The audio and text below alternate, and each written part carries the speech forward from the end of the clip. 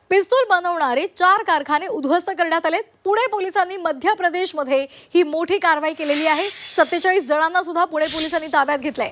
पिस्तुलांसहित मोठ्या प्रमाणात दारूगोळा सुद्धा त्यांनी जप्त केलाय। मध्य प्रदेशमधल्या उमरती गावामध्ये पुणे पोलीस शिरले आणि त्यांनी ही मोठी धडाकेबाज कारवाई केली आहे। 100 पेक्षा अधिक बॅरलसह 5 मॅगझिन, त्याचबरोबर 14 ग्रेडिंग मशीन आणि 2 पिस्तूल, 4 कारतूस सुद्धा जप्त केलेली आहेत। 105 पोलीस अधिकारी कर्मचारी या कारवाईमध्ये सहभागी होते। या संदर्भात अधिक माहितीसाठी आपण जाणार आहोत आमचे प्रतिनिधी चंद्रकांत पुणे यांच्याकडे। चंद्रकांत, पुणे पोलिसांनी धडाकेबाज अशी मोठी कारवाई केलेली आहे। पिस्तूल बनवणारे 4 कारखाने उद्ध्वस्त केलेत। होय, या सगळ्या पुण्याची अवैध पिस्तूल, गावठी पिस्तूल पकडले जातात। त्याचं ओरिजिन हे मुळात मध्य प्रदेशाचे। ते पोलिसांना नेहमी माहिती होतं, नेहमी इथे पोलिस कारवाई करायचे। मग त्याचा शोध घेत घेत पुणे पोलीस स्वतः थेट मध्य प्रदेशात गेला असता, तिथे त्यांना कारखाने आढळून आले।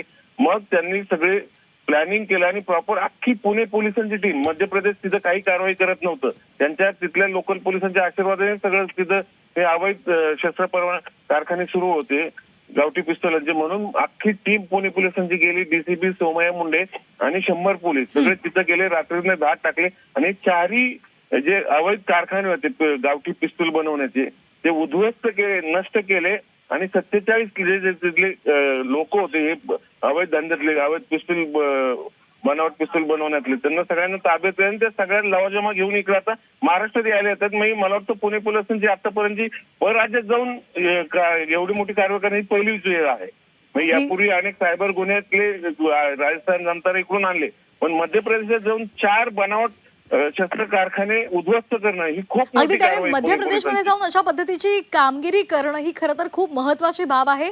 धन्यवाद दिलेल्या सविस्तर माहितीसाठी।